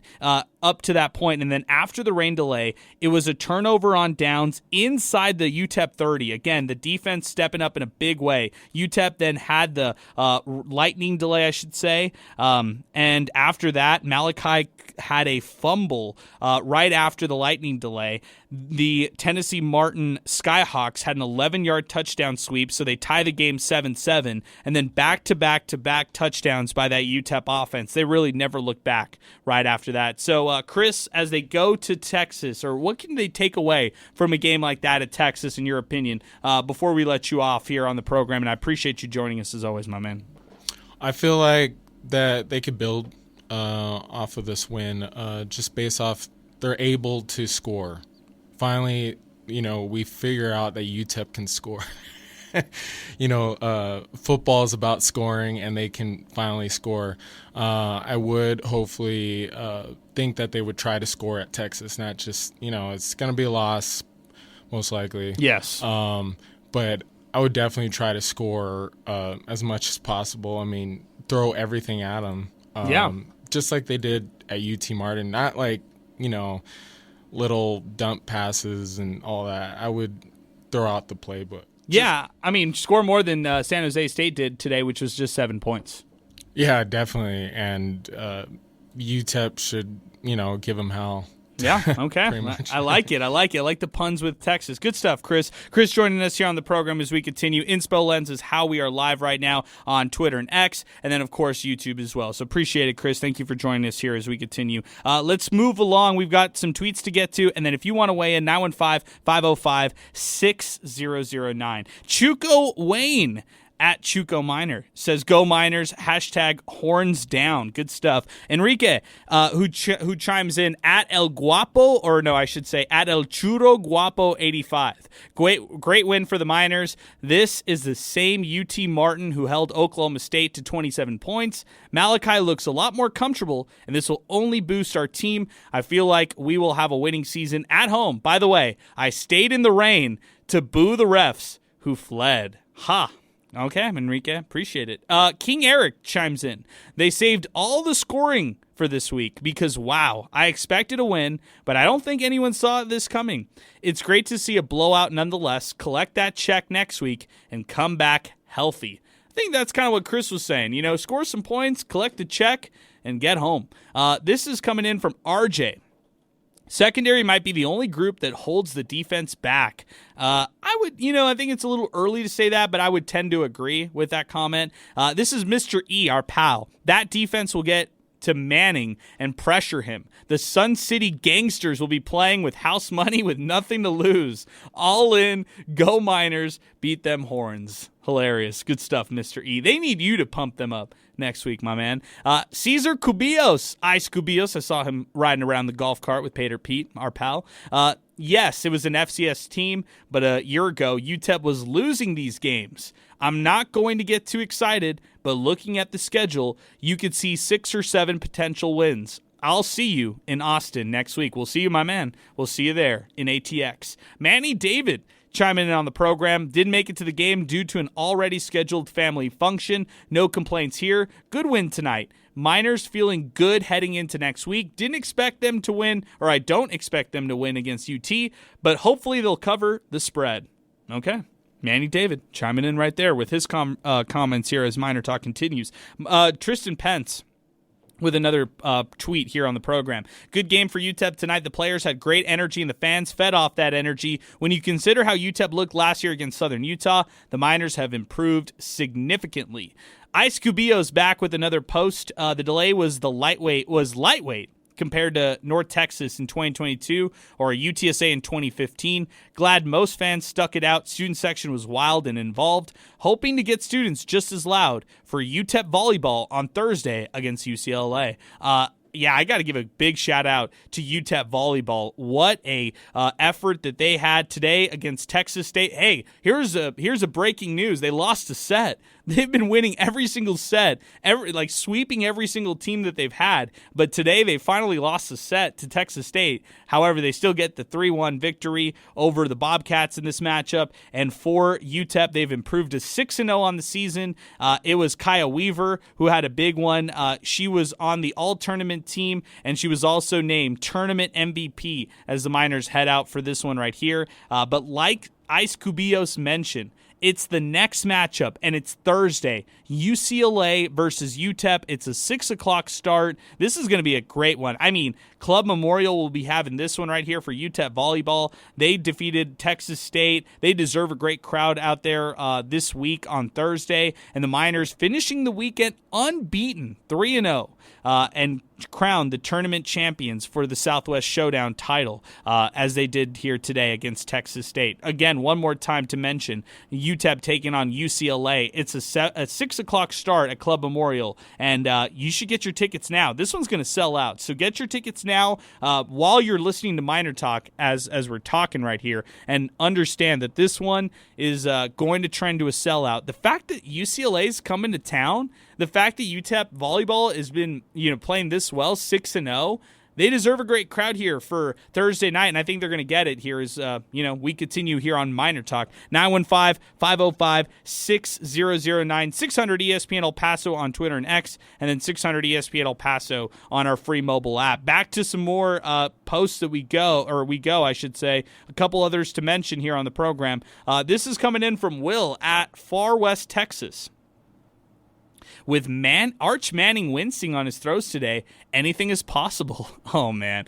Come on. The final score was it was a killer. I don't care what kind of wincing that you saw from Arch Manning, 38-7. I'm here to tell you, don't get your hopes too high out in Austin, Texas. Just be happy that UTEP is having that opportunity to take on a team like that. And like Chris said, if they can score some points, put some points on the board, I think that's really all you can ask for right here for that matchup. A couple other things to mention here on the program as we continue. We are live on Inspo Lens, so if you want to watch us live, check us out. Twitter and X is where we're at, or check us out 600 ESPN El Paso.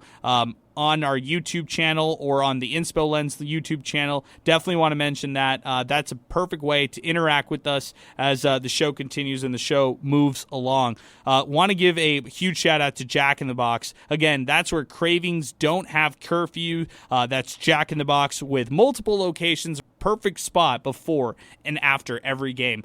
Guys, let's go through some of our full game recaps and our full game rundowns here. The game started, like I mentioned, UT Martin fumbles the ball. UTEP has the 25-yard touchdown drive. Ashton Emery capping that off 7-0 is where UTEP stood. UT Martin faked like they were going to go for it. They ended up punting it on their next drive. Then UTEP punted. Tennessee Martin had a turnover on downs inside the UTEP 30. The lightning delay hit. 40 minutes later, Malachi Nelson comes out. He fumbles. Tennessee Martin has an easy touchdown drive on their end. 7-7 is the tie. Then back-to-back touchdowns for UTEP. Torek Goins with the 49-yard touchdown. His big effort as well with that 2-point conversion. UTEP at this point was up 22-7. Hashawn Wilson has a 94-yard rushing touchdown. They go up 28-7. They just killed them in the first half. That's all you could say right there. I didn't really have many notes in the third quarter, so I want to get to some of the final stats so we can kind of react to some of those right there and see what kind of story those tell. UTEP today, 194 yards on the ground. I mean, I know you can hang your hat on the 94-yard rush by Hashawn Wilson, but to have 194 rushing yards on the ground tonight, I think that's impressive stuff. Skylar Locklear, he had a long of 63. Ashton Emery, he had a couple nice ones as well. He finished the day with 10 carries, 36 rushing yards, a touchdown on the ground, averaging 3.6 yards per carry. Miners as a team, like I mentioned, averaged 7.8 yards per carry. That was really a testament because of the Hashawn Wilson 94-yard rush. And then how about Skylar Locklear stepping in relief fashion and putting up that 63-yard rush as well. As we welcome on to the program, he is back, co-host of Miner Talk, Sal Montes. He's here in the building as we continue. They had the feast today. We've done the weekend. I think we're almost at the finish line of the weekend, Sal. We started yesterday with Football Friday night, and we are back here on MinerTalk. Welcome aboard officially here on the program. The post-game show is done. You are here. You are live with us. To talk to you here on the program as we continue. No, it's exciting, man. It's often able to do the job. The defense, man, they kind of continue pretty much the second half on. It's like 6 straight quarters. If we want to be technical, we could put like 6.78. I don't know. But no, just an amazing, efficient performance for the Niners. You could all game, but guess what, man? Just the same way that the Miners had fun today, that's the same way the Longhorns are going to have fun next week. That's just a different beast. They're in the SEC for one of 2 reasons. One, they got the talent, and 2, they got the money. But no, for those guys to make some plays, I'm going to take it back. Years back, is a running Aaron Jones. But this guy, although he played for UTEP, he was getting highlights against Texas Tech, against Texas, you know what I mean, on the road, and in meaningful games too, especially when it came to Conference USA. So we're going to see if somebody can rise to the occasion and you know, get some points there. I remember back in the day, Melvin Stevenson, a pick 6, I think off of, can't remember who it was, maybe it was McCoy.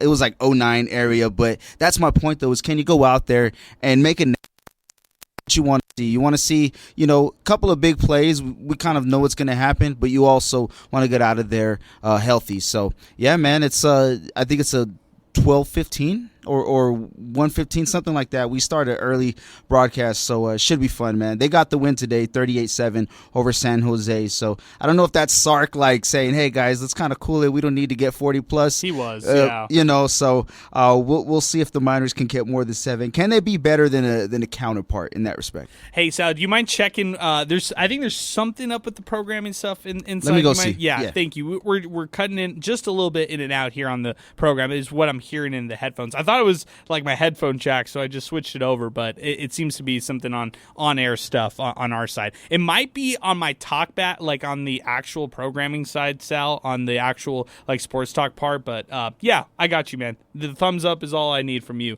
So we'll keep it moving here on the program. I do want to mention this one too. Third downs on defense. UTEP was great. They forced Tennessee Martin. They were today 4 of 17, abysmal on third downs, and then 2 of 6 on fourth downs as well. So UTEP's defense just stepped up on third downs in a huge way. 4 for 17 is what the Skyhawks were today. And when you're in long,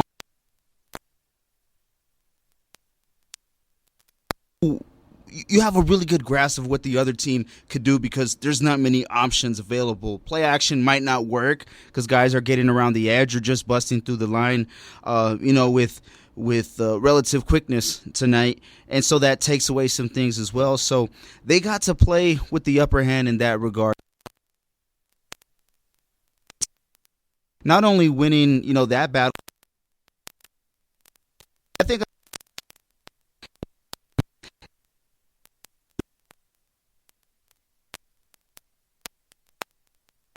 Lens. So if people are listening to us on watching us or hearing us on Inspo Lens, that's another way for us to, you know, be here on the program as we continue. 915-009. That's our telephone number. 600 ESPN El Paso on Twitter next, and then 600 ESPNElPaso.com. A couple other per completion.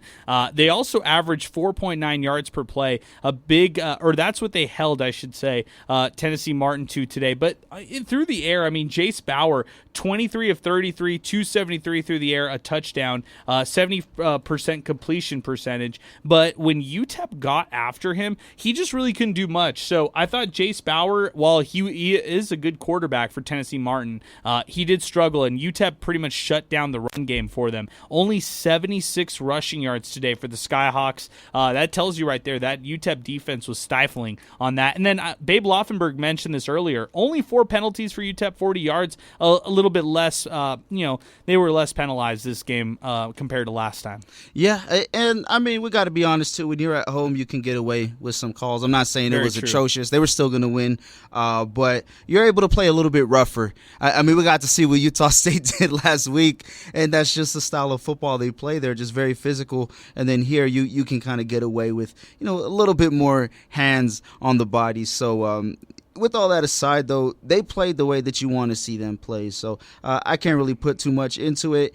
And on the other side, it's kind of like there were some penalties that didn't get called because they called timeouts, like 10 men on the field and different things like that. So I'll take those stats with a grain of salt. When the game is on the line, that's when I want to see this discipline take form, There you go. And just kind of seeing those little instances today, don't have too much faith in that because there's still a lot of special teams woes. Now, one thing we can say, though, the return team, oh my goodness, a complete 180 from last week, and you're able to give yourself some better field position, something they did not have last week. So when you can help yourself out with little instances like that, that gives you a better chance to win the football game. Yeah, I'm totally with you on that one there, Sal. Our telephone number, 915-505-6009. Zay Galindo is on the way. Man, we've got some late-night Miner Talk here as we continue. That's all I have to say right there. Sal, I'll let you react to some delusional Cade McConnell fan. I have no clue who this is. This is hilarious. You will never know who runs this account. Only Cade and Zay know the true nature of me. Ha ha ha. There you go. This is from Catherine Posey Sarignana. These miners are the ones that we've been waiting for. Hashtag picks up. This is coming in from Joe Chacon.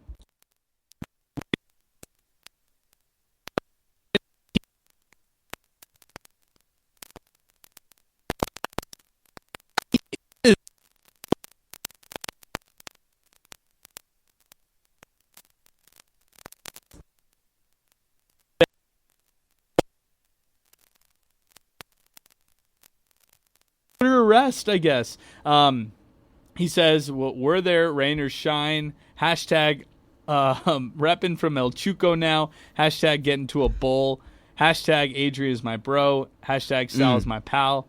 Hashtag join the dynasty, Adrian. What? You should do it, man. You should do it, bro. I need time in CFB 26. That's what I need for sure. NCAA 26. That's for sure. That's what I need. Sal, I'm going to run down some Conference USA scores because I love to do this. Let's do it. This is one of my favorite segments of the show. Hawaii leading Sam Houston 20-6 right now in the third quarter. Get ready for those Mountain West after dark games that are coming here soon. That's a reflection or I should say a nice foreshadowing into what will happen next year. UTEP playing games past midnight for some of these Hawaii.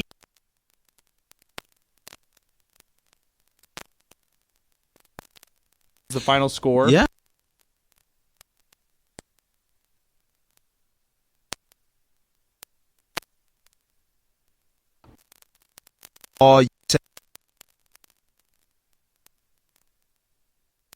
Basically got 3 quarters instead of 2, but LSU just a little bit.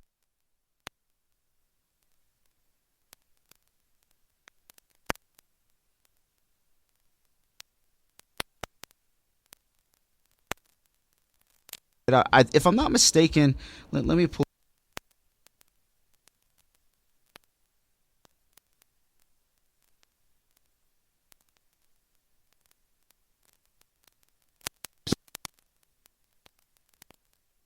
It's basically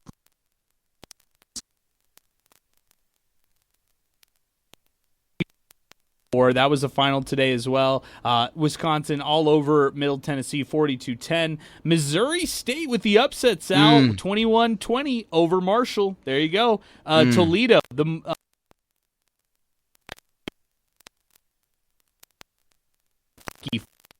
5-20. Big one, New Mexico State 21, Tulsa 14. American Athletic Conference, who? Right? We're talking about WAC who, right? Old school. Were they in the WAC at the same time? I have no clue. I just know Conference USA, they were in the same conference. Man, this was it was a relatively good game. I believe 3-0 at halftime. I'm trying to pull up the boxes here. 3-0 at the half, and pretty much a back and forth affair in the second half. And the Aggies, man, getting it done in the final couple of moments here. Logan Fife, a late touchdown to lift the Aggies over Tulsa, and kind of got a flashback of what it was like when Tulsa would come to the area, right, where it's a one possession game, or next possession could take the lead and win it, whether it be on the road for the team on the road or for the team at home. But now this was a solid game, and don't look now, man, but the Aggies are 2-0. So we got a lot of comments coming in on YouTube. So got to get to the YouTube comments here on the program.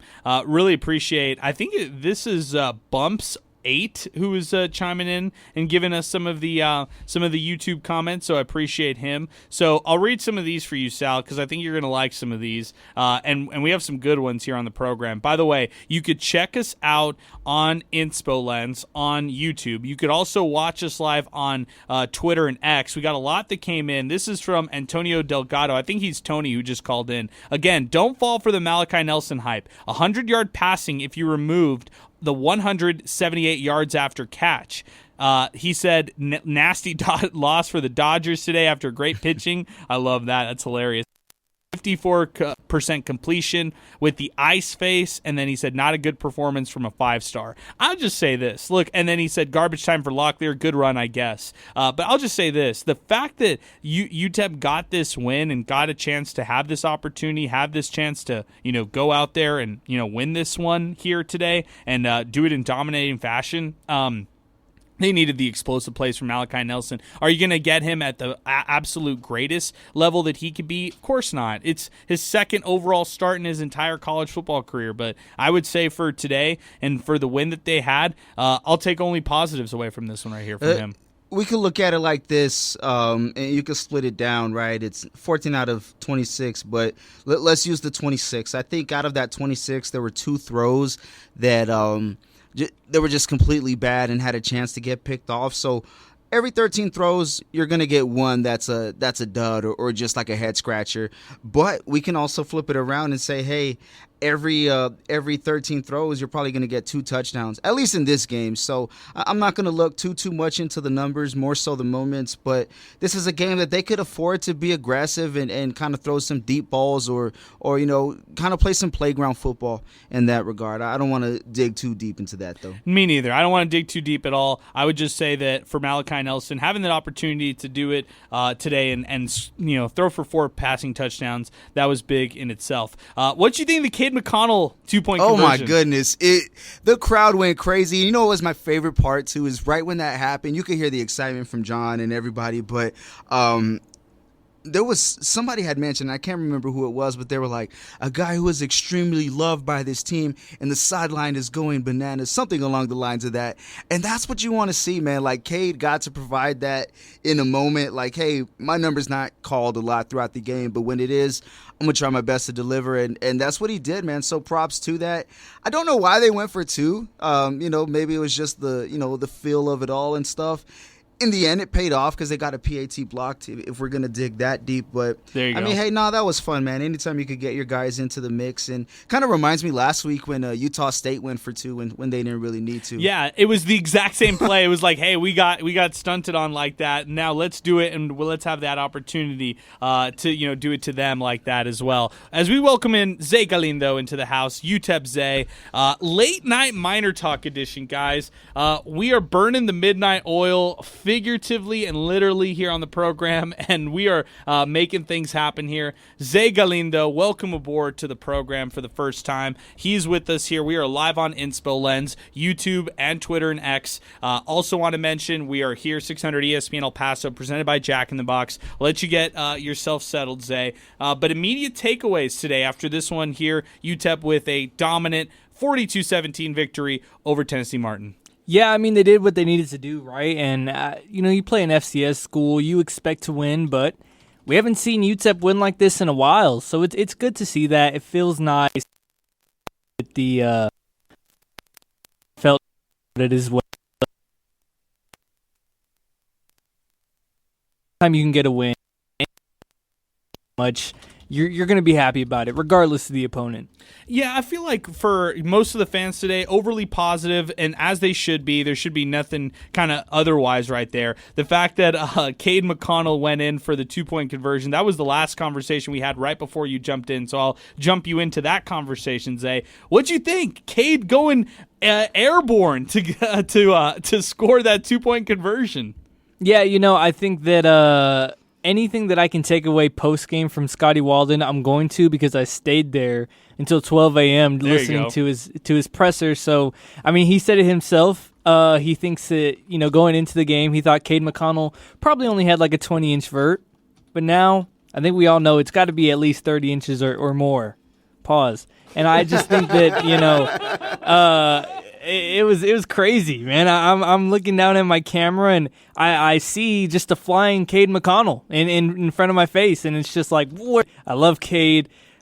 He's not like the most athletic guy you're gonna see on a Division I football field. So for him to just go airborne to lay his body out like that, I mean, that wasn't even supposed to happen. Like, they said it was a blown up play. Cade just took it into his own hands, and it was sick. And at the end of the day, it makes the score looks much nicer because UTEP had a block PAT a little bit later on. So that was pretty cool. I think that was the highlight of the game for me. That was so funny. I mean, to see him go airborne. I mean, first off, to see them make that decision, I was like, no, don't do this. I even said to myself, don't do this. You don't have anything to prove. You're already up 2 touchdowns. Don't do this. And then I had to look. Then I was looking down. I said this earlier. I was looking down on my notebook. I was writing the touchdown, the touchdown play in my notebook and all of that kind of stuff right there. And then I look up and I just see our friend Cade McConnell just dive into it, like literally dive into the end zone and go airborne. That was insane. To actually see that kind of thing happen right there. The FIU game is one thing, but to see Cade McConnell go airborne like that is a whole other thing. So great stuff. Was it a couple years ago? Was it Michigan, Alabama? Last play of the game, Jalen Milroe gets a snap. Should have just did what Cade did right there. I'm just saying, 20 feet in the air, Space Jam, dunk to win the game type stuff. I'm not lying. Change of pace quarterback now that Cade McConnell can do this. I mean, have you guys seen I don't know, maybe I don't want to say I'm young, on TikTok more, so I'm a little bit younger. I'm into the trends, but there's this thing where it's I'm talking about in it, and he just it's a dance. That's what Cade did. He was in it. If somebody can make a TikTok of it, I don't want to sound insane here. Somebody can make a TikTok off of it and get 100,000 likes right now. So I just gave somebody. I might do it. You gotta now do it. I gotta do it. See, I just gave away my idea. Or maybe Cade could do it, who's joining us now on the phone lines as we continue. Let's go. Cade, where did this come from? Adrian, I have no idea. I mean, I have no clue whatsoever. Between you and me and the rest of the people listening on MinerTalk right now, I probably have no business doing that, but somehow it happened. So it's pretty fun. I'm not going to lie. That was amazing. And then the response was incredible too. The whole sideline went insane. And I was saying how I was looking down and then I just see you get the ball and I was expecting a throw for you to just extend the play and to actually make it in like that. Have you ever done that before, in any single game? I'm pretty sure that at my time at UTEP, I don't know if I've ever gotten to run the ball in for a touchdown, 2-point conversion, or like that. And so that was the first time running in the paint, and it was for sure the first time I ever even thought about jumping over someone. So I'm not gonna lie, Adrian, it was really fun. It was a lot of fun. Probably one of the more fun plays I've ever had in my career. Okay, our goal is to get you trending on TikTok. From what Zay was saying, I had no clue what he's saying about making this a loop or making this almost like a dance in a sense. But that's our goal over here. Zay, you got to make that edit, man. Zay, just do it yourself. I'm going to. I'm going to do it as soon as I get home. Adrian, it's a good night if Zay is giving me praise. There you go. That's how we should end this one. Kay, thank you so much for joining us briefly here on the program, my man. You're the man. Thanks, guys. Have a great rest of MinerTalk. All right, that's Cade McConnell, friend of the program. I said that he was posting all over social media, And then I had to do the bat signal and say, wait a second, we're talking about you literally right now. And then he just got on the phone and called us. So that's our guy, Cade McConnell, who always calls us when good things happen his way. So that was a lot of fun to hear him on the program as we continue. Some late-night Miner Talk, guys. That's what can happen. Always late-night Miner Talk. We can always have some crazy stuff going on here right now. So, maybe this one right here, is just going to be extra special because getting a chance to talk to Cade McConnell after hours, that's going to be good. But Sal, I agree with you. I have no clue. So if you're a listener right now and you're hearing us cut in and out, apologize. But shout out to Inspo Lens. That's how we are live right now, and maybe this will end up getting us a new board here, Sal. I agree with you. Yeah, I'm all for it. It's the great sacrifice. Matter of fact, 2 sacrifices, right? The audio cutting out maybe could be the sacrifice for a new board, but I'll raise you another one. The Fed's getting Pinky for a UTEP win. Pinky sacrifices Twitter freedom for UTEP fan Mesa freedom to go out there and have fun tonight. I don't know. We'll see. My goodness. A couple of the high schoolers were out there tonight. This is something we always check on, UTEP recruiting and what that looks like. Kingston Jeffries there today, Zay, a guy that you got a chance to watch here, yesterday for Eastwood High School. He was in attendance for the Miners here tonight as part of their recruiting efforts. Joe Fernandez, the quarterback over at Pebble Hills, he was out there as well. Did you notice anybody else, or was it just kind of hard to see knowing that it was a packed crowd here tonight? Yeah, it was a little hard to see, but there was they probably had north of maybe 50, I don't know. It was a lot of guys, a lot of recruits, whole family with them, of course, so that was cool. I saw the Mini Cooper, I always forget his name, from Andrus, the youngest Cooper. Yep, he's a baller. Mm-hmm. So, and then post-game, Scotty Walden shot me a little look after he's thanking everybody. He said, Zay, we got some commits in that locker room, just wait. And I was like, okay. So it looks like they're building up that class of 26 again, and I'll be, nobody, if you know me, I love UTEP recruiting. I'll be to look at it. I'll be the first one to tweet about more people like me. On Twitter, like groups of UTEP Twitter, I feel like I'm the only one in recruiting Twitter right now, man. What happened to everybody? Hey, shout out to El Paso Visuals Deportivos. No one could be against us tonight, and including our boy, El Paso Visuals, who's saying, hey, Town Square Media, the sound keeps cutting in and out. Help the crew who's working past midnight with a new board. They've earned it. Hashtag Miner Talk. Thank you, Visuals Deportivos. We need your help here on this one. We need everybody's help on this one right here. To free Pink.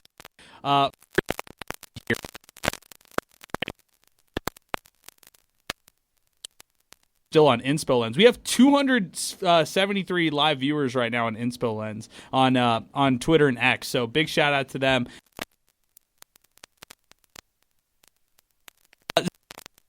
Ways. Walden, we heard the first part of that and how excited he was initially. So give us some more thoughts here from the post game.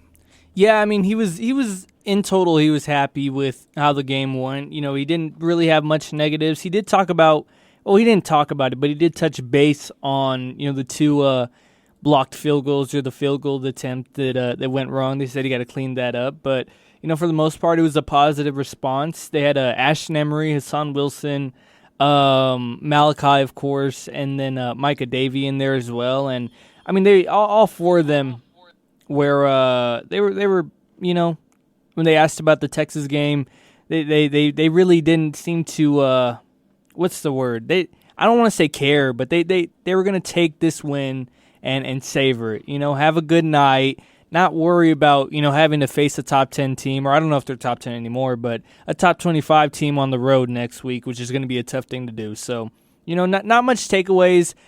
Kind of about what you'd expect after, a 42-17 win. Any players did you guys got a chance to talk to? Yeah, Malachi,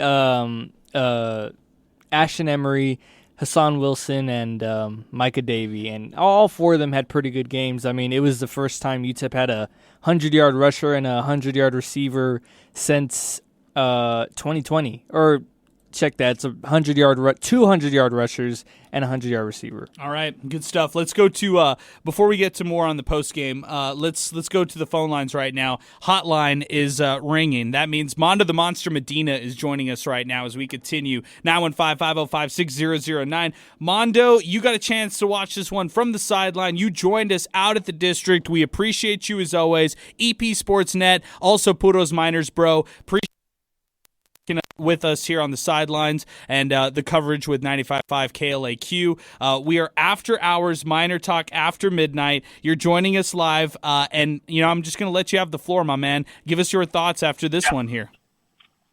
Well, first of all, it's great to be on the program, and I'm literally just leaving campus after we did the Puros Miners, bro. And Adrian, it's everything that we talked about when we were there at the district. We talked about it when we did our little thing there, and we talked about how this minor team needed to go out there, and when you play a team that you're on paper better than, you got to go out there and destroy them, and that's exactly what this UTEP minor did. This minor team did, especially defensively. And that, of course, that forced fumble, set the tone for this team. And one thing that I noticed before the game started, this team was focused, especially Micah Davey. And I know that you guys talked about that he was one of the gentlemen they got to speak on the post game, and he was laser focused, and it showed in the game. And then we saw how Malachi had a tremendous game. I mean, records were set. It was a thing of beauty to see that offense run as well as it did today, and then the defense. I mean, I was so impressed, especially that stands where you thought score a touchdown 4 times or 5 times they forced a turnover on downs. It was impressive. Now,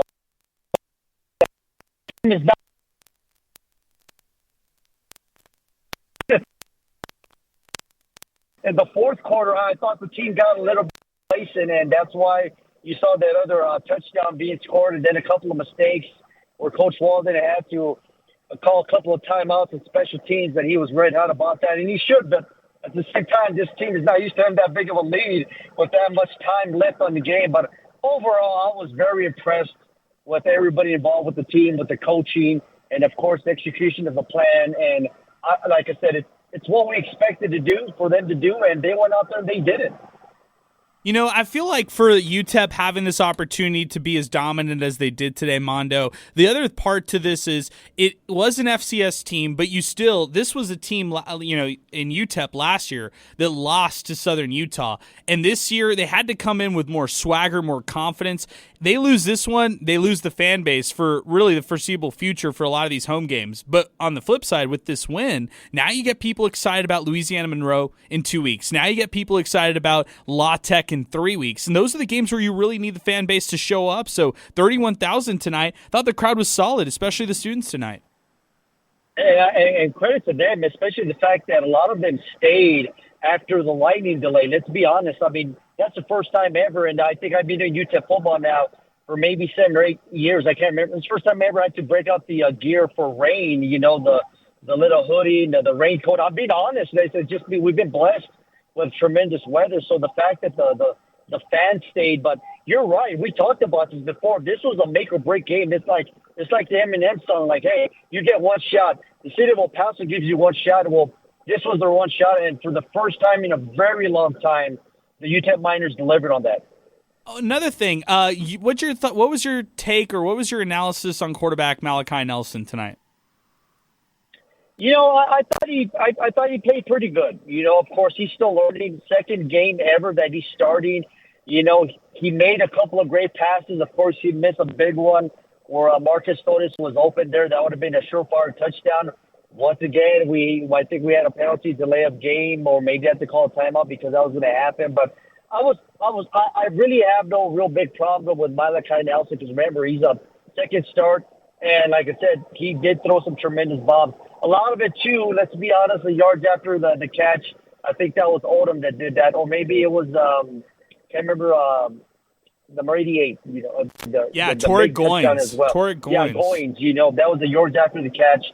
But, of course, Odom was a big block on that touchdown as well. So I still like what I'm seeing with Malachi Nelson, considering it's his second ever start. All right, man. Final thoughts. Give us your wrap us up with some final thoughts here as UTEP heads to Texas next week. Go out there, get your check, get back healthy.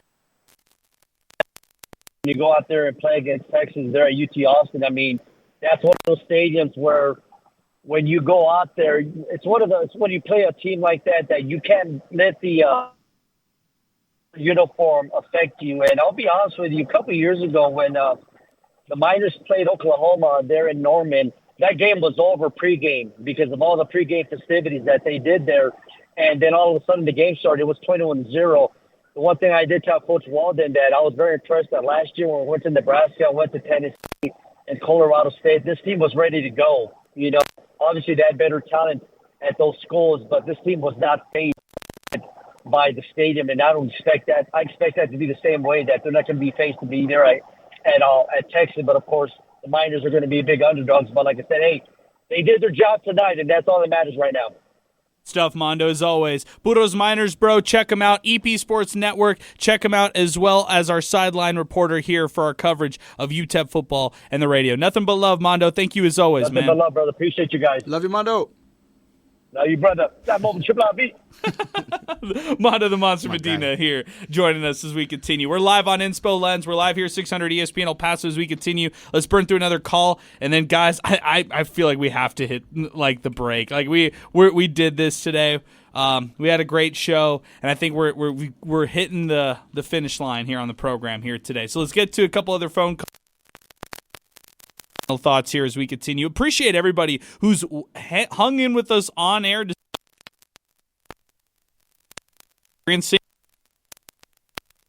Technical difficulties, and then we hit the technical difficulties. So super ironic, but appreciate everybody who hung in with us and listening to us, and then appreciate everybody who's still listening to us and watching us on Inspo Lens. We are live right now. We've got hundreds of viewers right now watching us as we continue. George is next with us. George, my man, what's going on?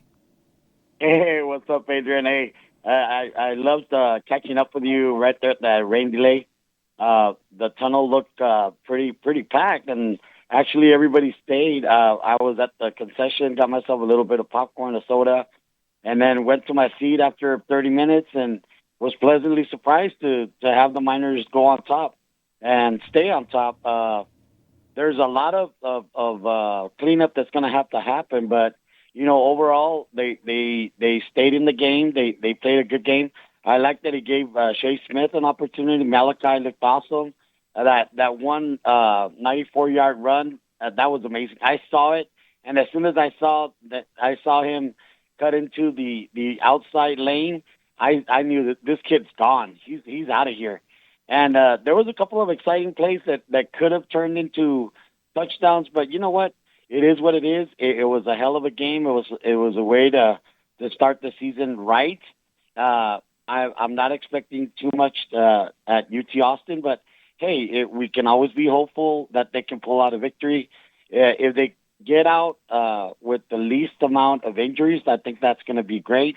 Either way, I'm still going to support my Miners like I always do. George, my thing that I was going to say is that I felt like a man of the people. I even had to post it. I was a man of the people, and I was out there bracing going through the concourse. I don't know how anybody had like internet service or like cell phone service, because every time as soon as I went down there, I lost all sort of service out there. But I'm glad that I got a chance to run into you, man. Any final thoughts here as we wrap it up here with you? You know what? I hope the season continues this way. I love the atmosphere that was out there at the Miner Stadium. It was intense. It was electric. I hope they build on this, and you know, whatever happens, you know, I'm still going to support. I'm Miner strong all the way. Hey, and I also want to touch. I love the orange swarm. The orange swarm. I think I'm gonna design or do something with a shirt, orange swarm, the defense, because That's what they looked like. They were swarming all over the ball. I love that about it. You could cop one of these hats here thanks to Thomas Adams Apparel. I'm rocking one right now, but I appreciate it as always. Thank you, George. It's great to hear from you, and it's great seeing you here earlier today as we continue. Guys, let's talk a little bit more about some final thoughts here on the program today, and I appreciate everybody weighing in. First off, for both of you guys, thoughts about Texas going into next week. Whoever wants to go ahead, you go ahead.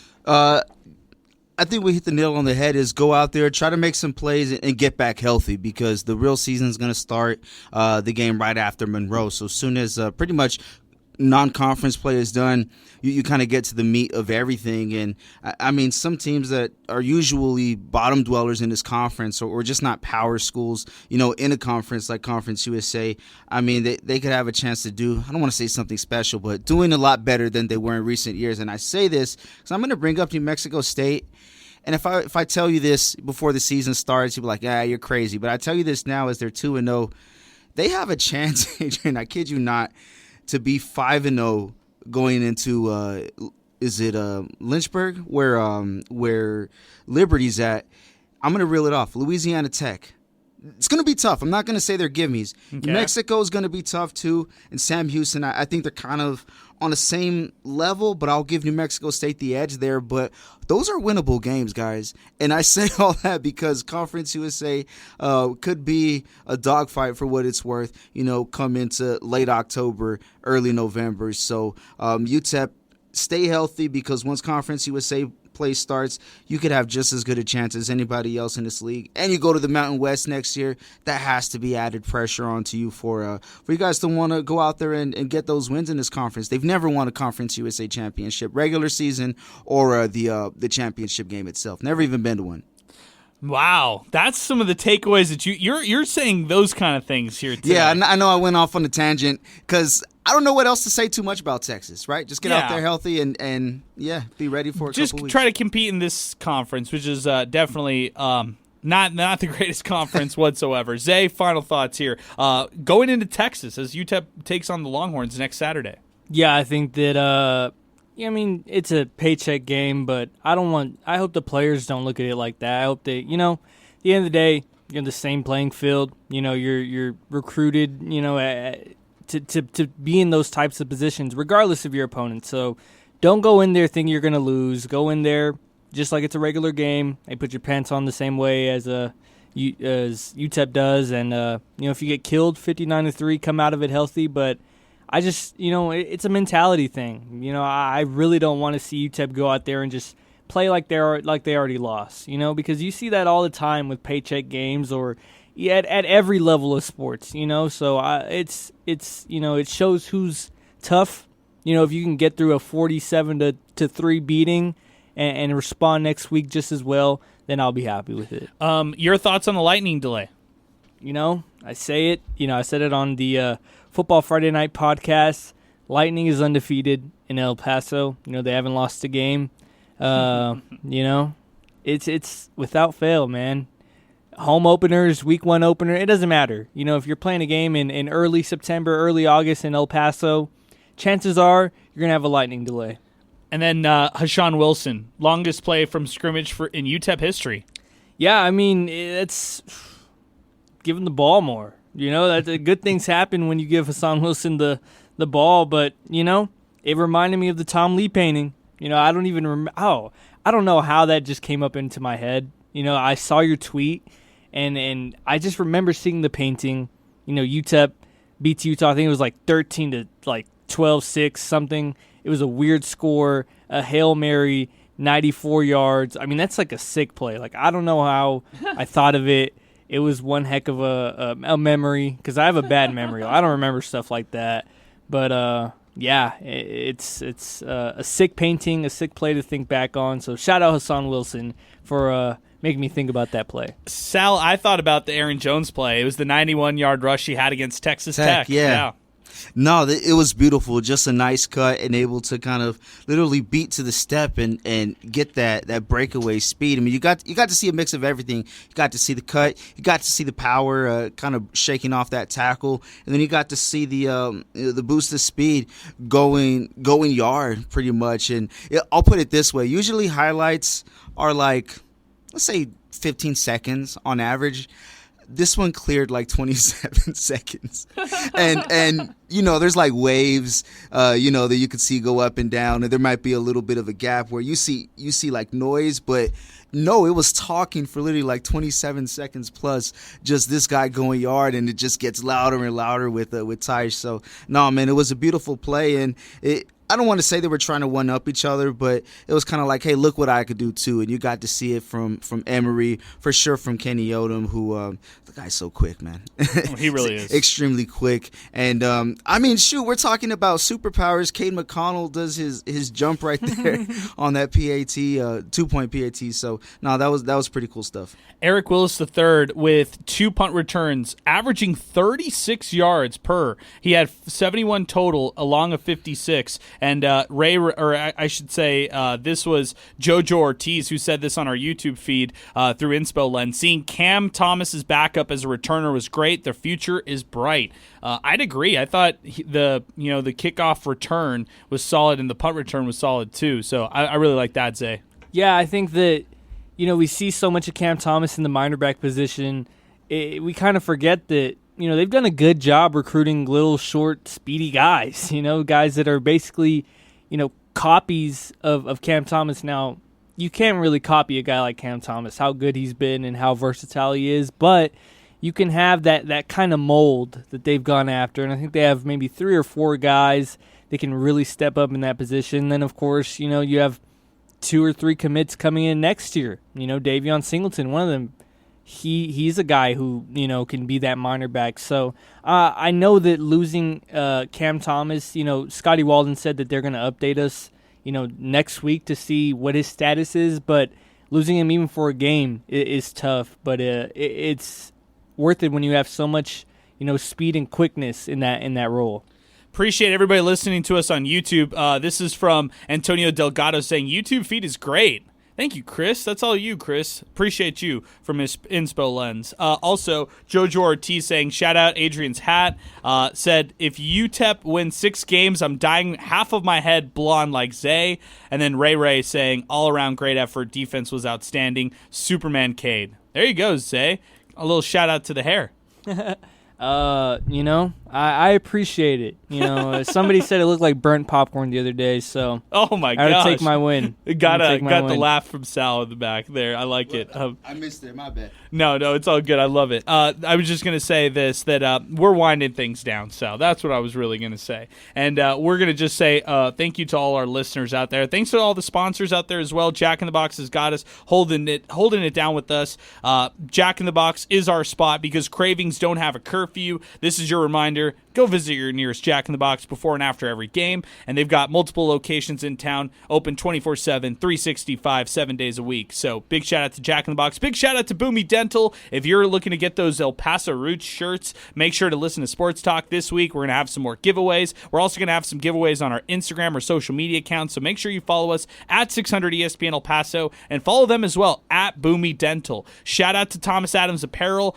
They developed these Orange Swarm hats. I'm rocking the Orange Swarm hats today because the Orange Swarm only allowed 17 points today. Really impressive stuff by them. Follow them on social media at Thomas Adams Apparel and be on the lookout with MinerTalk. We're going to have our best merch drop yet coming up here in a couple weeks thanks to Thomas Adams Apparel. They're one of our new sponsors here on MinerTalk as we continue. And then, of course, the District Pub and Kitchen West. We were out there today, had a great crowd, and we're so excited to be out there each and every week for MinerTalk watch parties here on the program as we continue. Guys, I think that's how we're going to wind this up. I want to say a big shout out to Andy. He was instrumental in us being live today, and without Andy here on the program, I don't think we could have been able to do either Chihuahuas baseball or MinerTalk. So Andy, big shout out to you, man. Thank you for everything that you did today. Thank you to Inspo Lens. With all the technical issues that we had, we didn't have Chris here with Inspo Lens, Adrian with Inspo Lens, we wouldn't have been able to also go on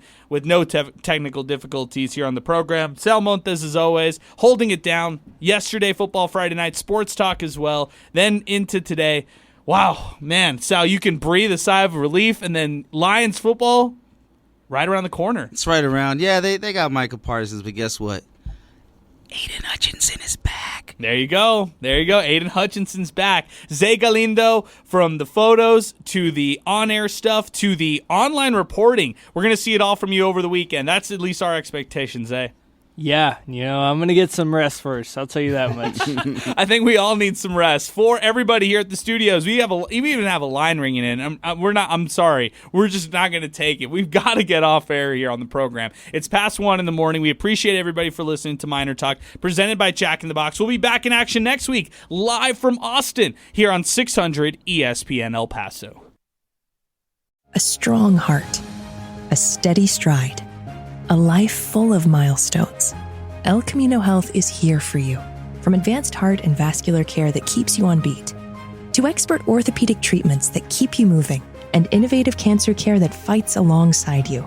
With expert care for women, men, and new moms, supporting you through every chapter of your health, because every life we touch is built on trust and compassion. El Camino Health, our strength, your health. Coach, the energy out there felt different. What changed for the team today? It was the new game day scratchers from the California Lottery. Players everything. Those games sent the team's energy through the roof. Are you saying it was the off-field play that made the difference on the field? Hey, a little play makes your day, and today, it made the game. That's all for now. Coach, one more question. Play the new Los Angeles Chargers, San Francisco 49ers, and Los Angeles Rams Scratchers from the California Lottery. A little play can make your day. Please play responsibly. Must be 18 years or older to purchase, play, or claim. Hi, I'm Sherry from LifeSource Water. Did you know Bay Area cities add chemicals like chlorine and chloramine to disinfect the tap water, on top of contaminants they can't handle, like microplastics and forever chemicals? At LifeSource, we believe your water should support your family's health. Our whole house water system filters every drop that enters your home, delivering clean, healthy water to every tap, shower, and appliance. Family-owned for 3 generations, we build every system, install it, and offer factory direct pricing. So end your water worries and upgrade to the essential home appliance you'll love using every day. Drink, bathe, cook, and live clean with LifeSource Water. Now we are offering a double dip in savings. Free basic installation plus an extra $250 off. That's up to $1,200 in savings. Call our factory at 1-800-WATER-99 or visit lifesourcewater.com. Hurry, offer ends September 30. Warranty limitations apply.